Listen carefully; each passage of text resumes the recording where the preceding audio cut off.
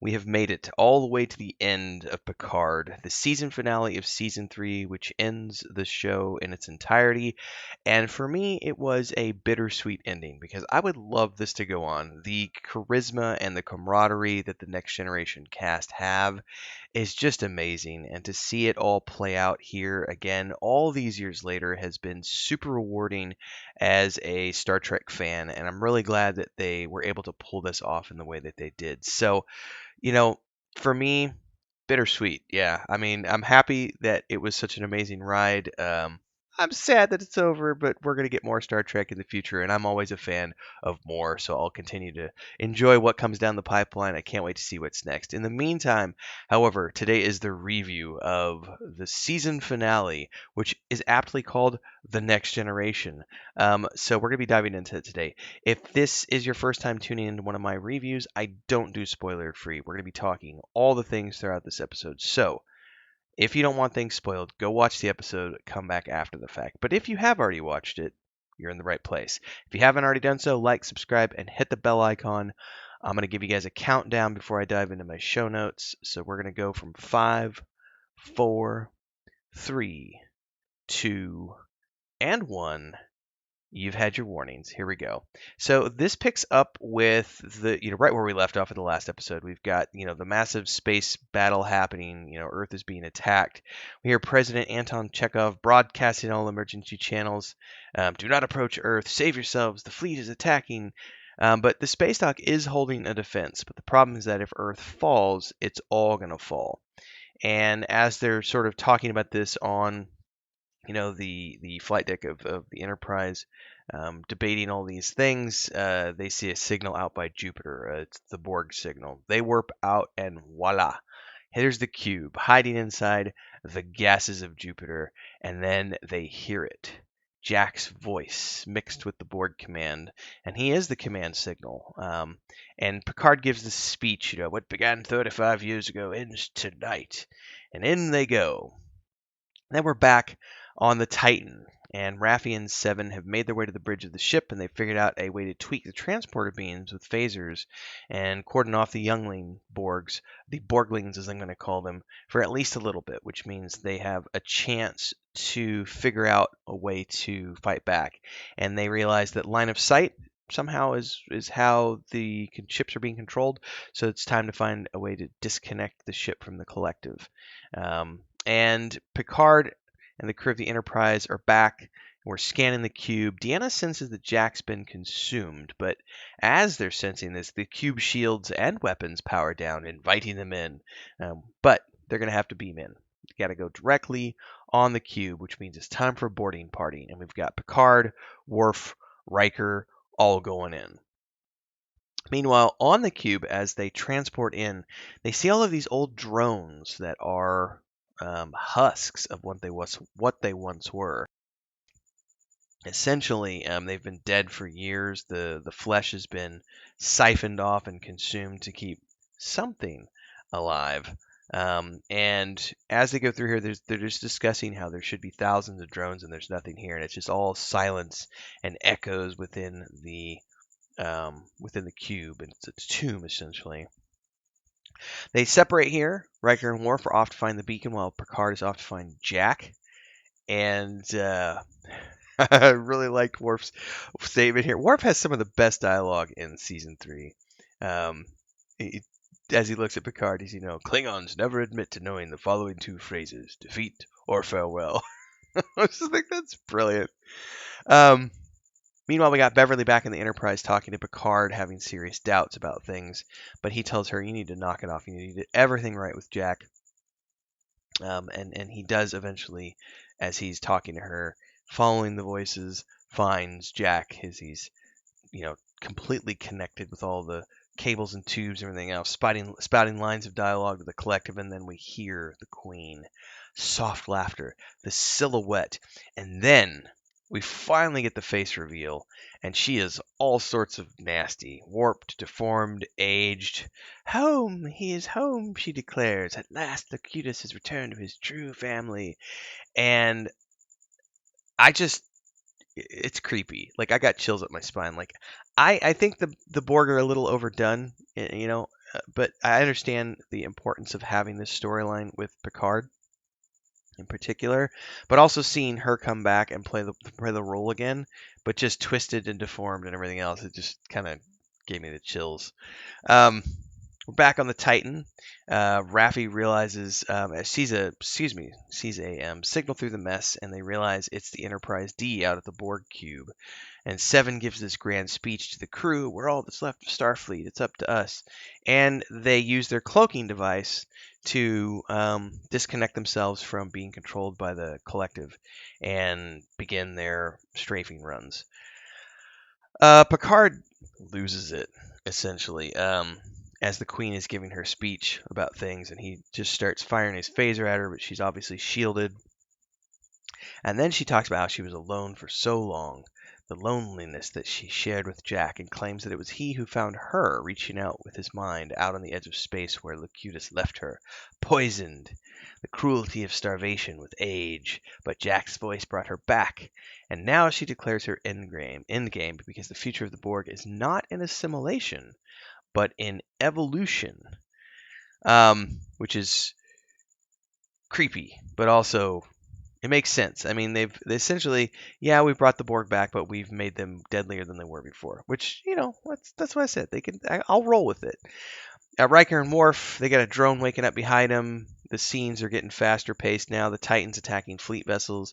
The Queen's continuing to talk about how she no longer needs to consume metal because now her children can reproduce organically and propagate forever into the stars. But she no longer wants to assimilate. She wants to annihilate. Like, it is purely revenge for her at this point. Meanwhile, the Borglings and the Titan are breaking free. Worf and Riker have to have a bit of their own fight, including Worf starting at least the very beginning to kick ass with his sword, um, while the Enterprise is taking fire from the cube. There's a really cool flight sequence here with the Enterprise as they kind of escape the firing pattern, and Worf starting to take a bunch of shots to the chest, and he and Riker duck behind this pillar. And Worf is like, "Take the sword," and Riker goes to grab it, and it's so heavy he just drops it, and he's like, "Shit, I had no idea that was that heavy." And I was laughing so hard here, especially as Worf is yelling something about the hilt. Check the hilt, and and Riker pulls out a phaser, and Riker's like, "Dude, what the hell, man? You had this phaser the whole time." And Worf's response is, "Swords are fun." Meanwhile, the Enterprise has found the beacon, but it's so deep in the ship that Geordi doesn't think it's possible to get to. Data does, and he wants to pilot it in, and pilot the Enterprise in, and everyone's yelling at him, "It's not possible!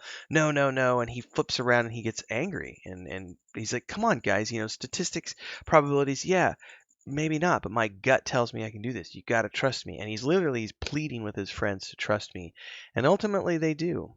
And they start this piloting sequence where Data's taking them through the internal guts of the cube, and Deanna's she senses his enjoyment. But the line of dialogue I chuckled at the most was like, Data is right as he pulls out of gets ready to start piloting. He's like, "Here goes nothing," and Deanna's like, "What do you mean by nothing?" Um, so I like how they're injecting quite a bit of humor into the show here with this final episode. I mean, they've done some pretty good humor throughout, but there's definitely more of it here peppered in. Meanwhile, Space Dock has fallen. The Titan takes a hit. Their cloak is gone. The Borglings have retaken command. We're getting some scene jumping here. Picard pleading with Jack as he attempts to disconnect his body, and the Queen claiming he's too far gone. Meanwhile, the Enterprise is flying in. They find the core, but realize they have to destroy the beacon that's going to blow up the ship and all their friends. Geordi is ready to beam out Riker and Worf, but Riker's like, "Nah, I can't leave Picard behind." And he gives this line that I think is one of the best. It's one of the best lines in the whole series so far. As Deanna is warning him of the time limit, once they fire on the beacon, they're going to have a minute to get out. And Riker responds, "I owe him a lifetime. The least I can spare him is a minute." And I went, man, that right there, that is a line of dialogue that is just epic for me. I mean, I thought it was amazing. We're back to Riker and Worf stumbling in just as Picard plugs himself in to the cube to dive in to find Jack.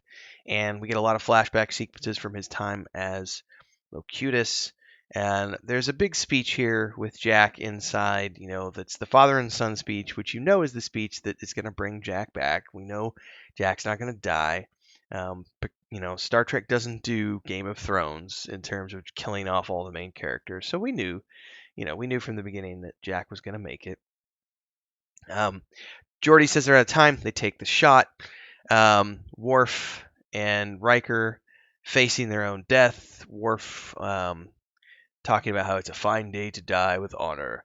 The cube starts to blow. Picard embraces Jack in the green. Then there's flickers of memory. Wakey, wakey. Jack wakes up, rips the cables out, jerks the cable out of Picard. The Queen is looking on in despair, shouting. Riker saying, "I love you, Imzadi, into the void. We'll be waiting, me and our son." And Deanna feels it, and she knows where they're at. She can get a lock even if the computer can't. So here's where the Queen gives her ultimatum speech to Jack that he's going to be broken and alone. And he's like, "No, I won't, bitch. I got my family." And bam, here's the Enterprise above them inside of the cube, beaming them all up.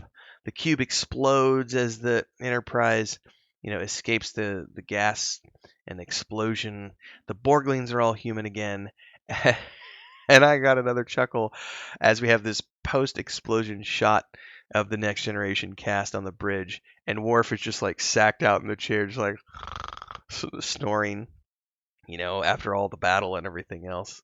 And then everything here is the post-episode, kind of like the epilogue stuff, if in a sense, where we're going over all the things that come next. Beverly becomes head of medical. They find more changelings. They continue to weed them out. The Enterprise crew gets pardons for what they did. 7 of 9 tries to resign as Tuvok explains to her, about her actions of, not obeying her officer and all these other things. But then he pulls up Shaw's review. And Shaw is talking about how, she's insubordinate, she breaks the rules, but maybe that's not a bad thing because the Book of Rules is kind of outdated, and he wants her to be promoted. So, based upon Shaw's recommendation, Tuvok actually promotes 7 of 9 and does not accept her resignation. Raffi having some post, family stuff here, where she's going to be able to get back in touch with her kids. Data, it turns out, is on the couch with Deanna, and he's been having these daily episodes where he's like dealing with all of his like emotions, and he goes over on time every day, and she's just kind of rolling her eyes, but also, giving her friend help. Riker at the door giving her a hug. We then flash forward to a year later. We've got Riker, Picard, Geordi on the bridge of the old Enterprise out at the museum once again, initiating the shutdown sequence.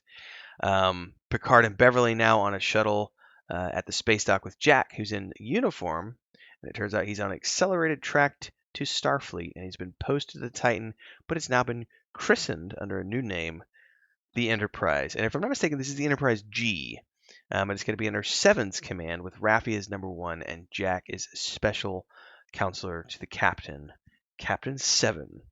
And there is a sort of a funny little sequence here where they're, talking to 7 of 9 about how, it's your first official act as a captain, giving the order to take us out. Is it make it so? Is it engage? What are you going to do? And she goes to open her mouth and do this. And then as she does it, it just goes to the exterior as the ship jumps away. So we don't actually get to hear what her phrase is, which I thought was kind of fun. But then from there, we're down at the bar on Earth. The Next Generation cast is all gathered around, getting sauced, winding down. One final hoorah, one final toast, they say. And they play a game of poker. And as they are playing the game of poker, the camera comes out, does an overhead shot, and pulls up, and we see all of them gathered around the table, playing poker and enjoying one last toast. So just, like I said, very bittersweet ending, but just so satisfying for me as a Star Trek fan. It was really cool to see all the Next Generation cast coming out and, being able to do this one last time. And I just thought it was done very well. I mean, like I said, the Borg aren't my favorite bad guy. I mean, it was one of those things where, but like many people will say they didn't like certain aspects of season 1 of 2 of Picard. This was the aspect of season 3 that I didn't really care for too much, was the Borg threat, because we already had the Borg threat in season 2, a different Borg threat. But at the end of the day, I don't mind because it was still fun. I liked it. It was great dialogue, great acting. Brent Spiner, by the way, his acting in season three as the Lord Data stuff, those combination scenes were just phenomenal.